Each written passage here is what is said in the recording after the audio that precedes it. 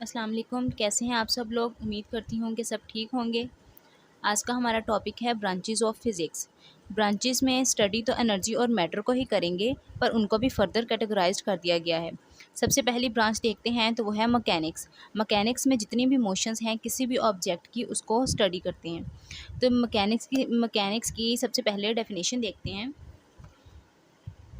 The branch of physics in which we study about the motion of object. Mechanics physics की एक ऐसी branch है जिसमें हम मुख्तलिफ ऑब्जेक्ट यानी चीज़ों की मोशन के बारे में पढ़ते हैं, और साथ में क्या बताया गया है, इट्स कॉजेज़ एंड इफ़ेक्ट्स, और उन ऑब्जेक्ट्स की मोशंस की कॉजेज़ मतलब वजूहात के बारे में पढ़ते हैं, और उन मोशन से होने वाले असरात क्या होते हैं यानी इफ़ेक्ट्स क्या होते हैं, उनको डिस्कस करते हैं। ओवरऑल अगर ट्रांसलेट करते हैं तो है मैकेनिक्स फ़िज़िक्स की एक ऐसी ब्रांच है जिसमें हम मुख्तलिफ चीज़ों की हरकत या मोशन के बारे में पढ़ते हैं, और वो मोशन क्यों हो रही है, क्या वजह है उस मोशन के पीछे, उन वजूहात को पढ़ते हैं, और साथ में उन मोशन से जो असरात पैदा हो रहे हैं मुख्तलिफ चीज़ों पर, उन इफ़ेक्ट्स को हम पढ़ते हैं।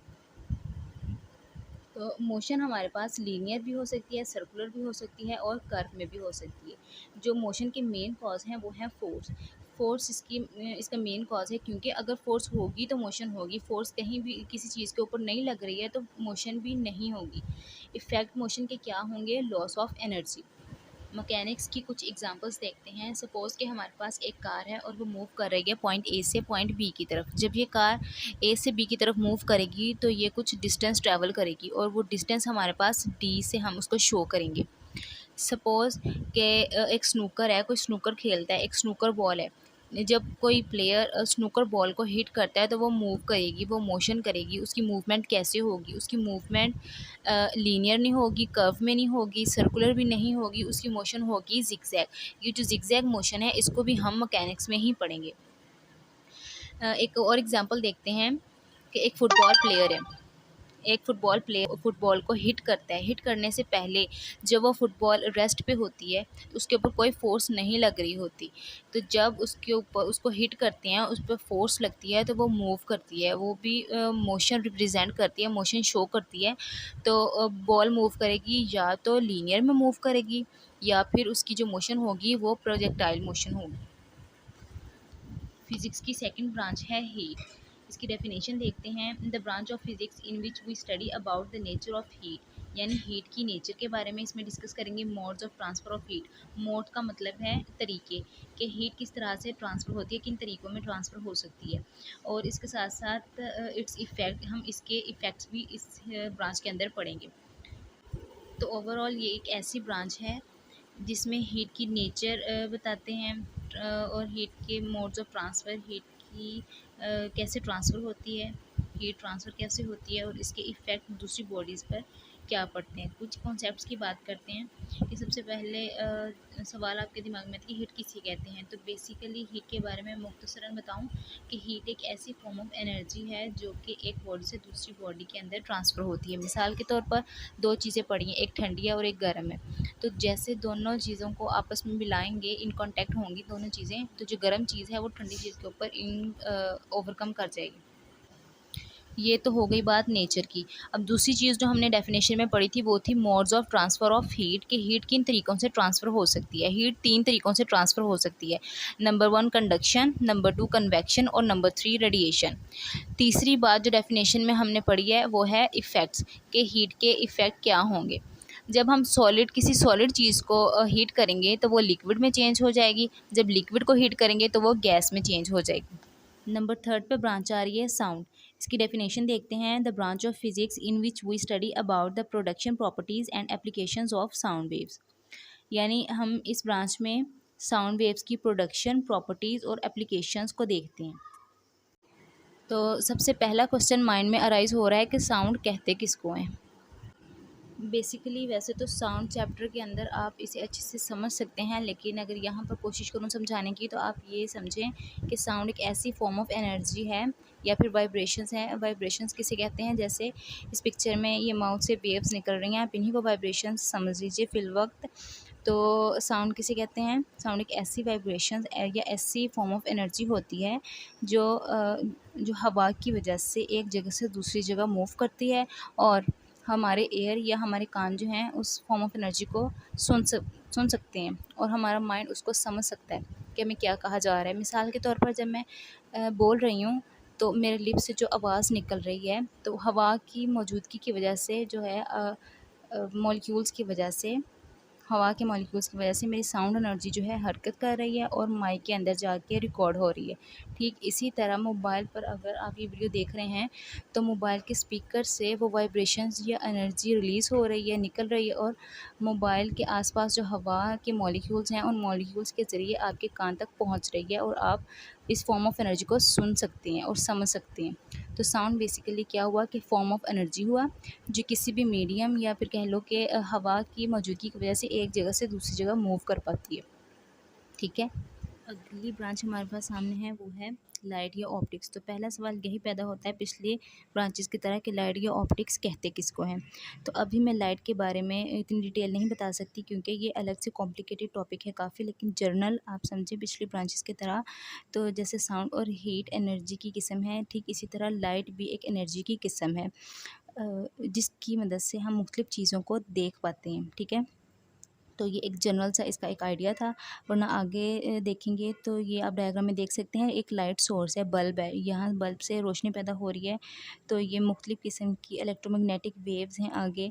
तो आगे जाके आपको पता चलेगा कि इलेक्ट्रोमैग्नेटिक वेव्स या इलेक्ट्रोमैग्नेटिक स्पेक्ट्रम होता है जिसके अंदर ख़ास किस्म की ख़ास वेवलेंथ वाली वेव्स होती हैं जिनको इंसानी आँख देख पाती है, उन्हीं को हम लाइट कहते हैं। ख़ैर ये आगे की बातें हैं, अभी से इन चीज़ों को आप नहीं समझ सकेंगे। तो लेकिन general idea light is a form of energy, एक एनर्जी की किस्म है। तो इसकी डेफिनेशन देखते हैं इसके अंदर क्या कहा जा रहा है। The branch of physics in which we study about the properties of light and working of optical instrument. कि ये फ़िज़िक्स की एक ऐसी ब्रांच है जिसके अंदर हम लाइट की प्रॉपर्टीज़ को स्टडी करते हैं और उसकी ऑप्टिकल इंस्ट्रूमेंट जो है उनकी वर्किंग को हम समझ सकते हैं। प्रॉपर्टीज़ जैसे हीट की प्रॉपर्टीज़ होती हैं, लाइट की साउंड की प्रॉपर्टीज़ होती हैं, इसी तरह लाइट की भी प्रॉपर्टीज़ होती हैं।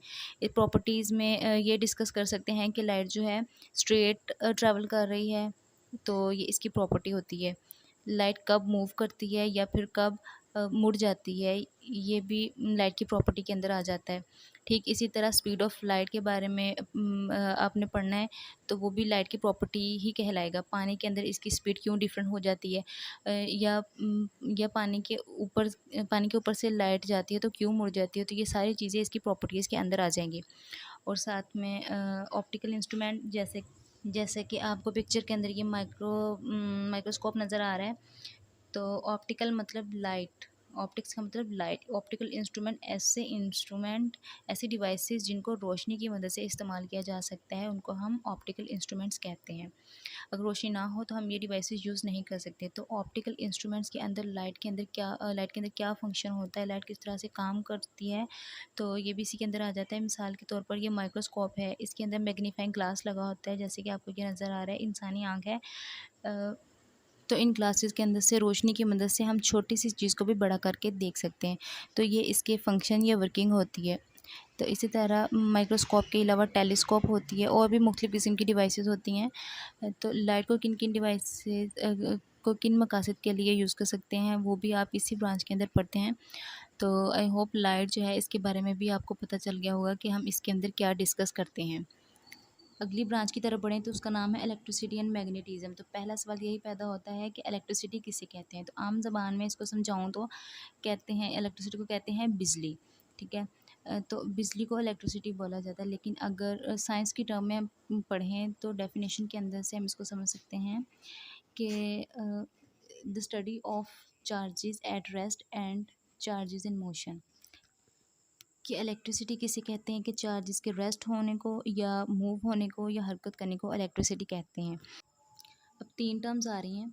जब चार्जेस रेस्ट पे हों तो उसको हम इलेक्ट्रोस्टैटिक बोलते हैं, लेकिन जब चार्जेस मोशन में हों तो उसको हम इलेक्ट्रोडायनामिक बोलते हैं। चार्जेस और मैग्नेट जब एक साथ फॉर्म हो रहे हों तो उसको हम इलेक्ट्रोमैग्नेटिज्म बोलते हैं। आई होप कि आपको इलेक्ट्रिसिटी और मैग्नेटिज्म की भी समझ आ गई हो। अगली ब्रांच है एटॉमिक फिज़िक्स। ये तो नाम से ही पता चल रहा है कि इस ब्रांच के अंदर हम क्या पढ़ते हैं, एटम के बारे में पढ़ते हैं। एटम किसको कहते हैं, आई होप कि आपको पता हो कि इस यूनिवर्स में जो सबसे छोटा पार्टिकल जो इंडिपेंडेंट नहीं रह सकता उसको हम एटम बोलते हैं। तो बेसिकली इसको पढ़ लेते हैं। The branch of physics in which we study about the structure of atom and its properties, कि जितने भी एटम्स हैं उनके स्ट्रक्चर्स और उनकी प्रॉपर्टीज़ को इस ब्रांच के अंदर हम स्टडी करते हैं। अगर स्ट्रक्चर को देखें तो एटम के अंदर एक न्यूक्लियस होता है जिसके अंदर दो पार्टिकल्स होते हैं, जैसे सब एटॉमिक पार्टिकल्स कहते हैं, प्रोटॉन और न्यूट्रॉन होते हैं, और इनके बाहर शेल होते हैं, उनके अंदर इलेक्ट्रॉन होता है। ये बेसिकली इसका स्ट्रक्चर हो गया। इसको स्टडी करते हैं और मुख्तलिफ़ किस्म के एटम्स की क्या क्या प्रॉपर्टीज़ होते हैं ये हम डिस्कस करते हैं। आई होप तो ज़्यादा चीज़ इसमें समझने वाली नहीं है, तो आई होप आपको समझ आ गया हो। अगली ब्रांच की तरफ चलें तो अगली ब्रांच है न्यूक्लियर फिज़िक्स। ये भी नाम से पता चल रहा है, जैसे एटॉमिक फ़िज़िक्स में एटम का जिक्र करते थे, इसीलिए इसी तरह न्यूक्लियर फ़िज़िक्स में न्यूक्लियस के बारे में हम पढ़ते हैं, एटम के न्यूक्लियस के बारे में। इसकी डेफिनेशन देखते हैं। The branch of physics in which we study about the properties and behaviour of nucleus. इसमें हम न्यूक्लियस की प्रॉपर्टीज़ और उसके बिहेवियर को स्टडी करेंगे। बेसिकली एटॉमिक फ़िज़िक्स के अंदर पूरे एटम के स्ट्रक्चर को पढ़ते हैं और न्यूक्लियर फ़िज़िक्स के अंदर सिर्फ न्यूक्लिया या न्यूक्लियस के बारे में पढ़ते हैं, जैसे कि कौन से पार्टिकल्स होते हैं न्यूक्लियस के अंदर, यहाँ पे प्रोटॉन और न्यूट्रॉन, और किन के अंदर कितने प्रोटॉन होते हैं, कितने न्यूट्रॉन होते हैं, कब प्रोटॉन ज़्यादा होते हैं, कब न्यूट्रॉन, सारे ये सारी मालूमात जो है हम न्यूक्लियर फ़िज़िक्स के अंदर पढ़ते हैं, बेसिकली जो बिलोंग करें न्यूक्लियस के साथ। आई होप कि ये भी समझ में आ गया होगा। अगली ब्रांच की बात करते हैं तो वो है जियोफिज़िक्स। इसके अंदर क्या कहा जा रहा है कि the branch of physics in which we study about the internal structure of earth, मतलब कि ज़मीन जिसके ऊपर हम रहते हैं इसका इंटरनल मतलब कि अंदरूनी स्ट्रक्चर कैसे है। जैसे इसके सबसे ऊपर सरफेस जिसके ऊपर हम रहते हैं उसके नीचे क्या मौजूद है, क्रस्ट, उसके नीचे मेंटल, फिर उसके नीचे आउटर कोर और फिर उसके नीचे इनर कोर। फाइनली ये फ़िज़िक्स की लास्ट ब्रांच है जो है प्लाज्मा फ़िज़िक्स। आपको मैटर की स्टेट्स का पता होगा जो कि हैं सॉलिड, लिक्विड, गैसेस। इसी तरह प्लाज्मा भी एक मैटर की फोर्थ स्टेट है। इसकी ख़ास बात क्या है कि मैटर जो है लिक्विड के अंदर जो है फ़्लो कर सकता है, बह सकता है, गैस के अंदर वो नज़र नहीं आता, इधर उधर मूव करता है। इसी तरह प्लाज्मा के अंदर जो मैटर जो होता है वो आयंस की हालत में मौजूद होता है। आयन किसे कहते हैं, किसी भी एटम से जब कोई इलेक्ट्रॉन निकल जाता है तो उसको आयन बोलते हैं। तो जितना मैटर होता है प्लाज्मा फॉर्म के अंदर तो वो आयोनिक स्टेट के अंदर होता है। तो इस स्टेट को डिस्कस किया जाता है फ़िज़िक्स की इस ब्रांच में जिसका नाम है प्लाज्मा फ़िज़िक्स। अब एक बार इसको पढ़ लेते हैं। The branch of physics in which we study about production properties and ionic state of matter.